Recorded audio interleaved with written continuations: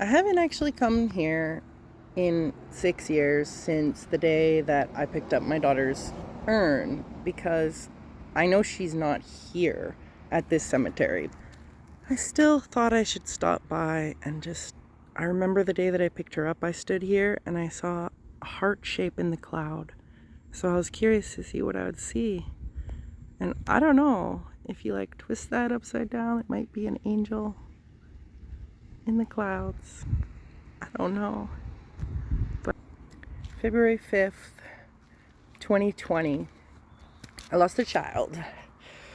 She was a beautiful baby girl. Everything was going great in the pregnancy, except for all of the abuse from my child's father. Put me under so much stress that, well, we lost our child. The day I had to come here to sign her body over, I didn't have a vehicle. So my mother-in-law at the time drove me here. And when we arrived, she started looking at urns for her father. And she started talking about what options she has and prices and different style urns that she could potentially look at for her father, who is still alive to this day. It's been 6.5 years since then. And she took, I would say, about an hour out of my grieving to discuss possible funeral arrangements for her living father. Anyways, let's fast forward a little bit. This really hurt our family, the loss of a baby. It hurt my parents, it hurt my abusive spouse, it hurt my son, it hurt all of us, who were expecting a baby. I was full-term baby, ready to go, but too much stress, and she just died inside my body. I still had to give birth to her. Because of all the stress that put on our family, my father-in-law, Platero de Villa, Eddie Platero de Villa, he killed himself. He committed suicide in, I believe, April 2020.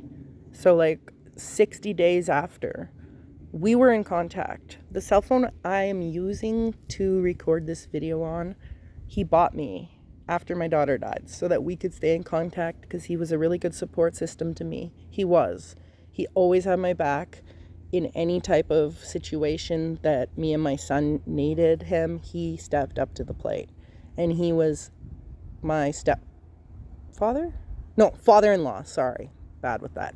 He was my father-in-law, the grandfather to my son, and he would have been a grandfather to my daughter who passed away, and he would have been a grandfather to the daughter living if he was still here today. But unfortunately, he couldn't handle the grief. He couldn't handle the pain. So he literally hung himself. And, that's so taboo to talk about, child loss and suicide and all these things, but it's real.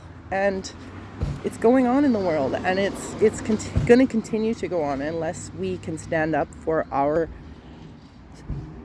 growth and our healing. And I want to be able to one day have my own funeral home and my own graveyard that I own, and I can be a grief and trauma therapist for all different types of people who need the support, because when I went through it, there was no support. I was my only support. Especially it happened just before COVID, which was really, really, really difficult. Difficult for everybody at that time. I don't even think I'm supposed to record here though, so I'm gonna shut the recording off and go this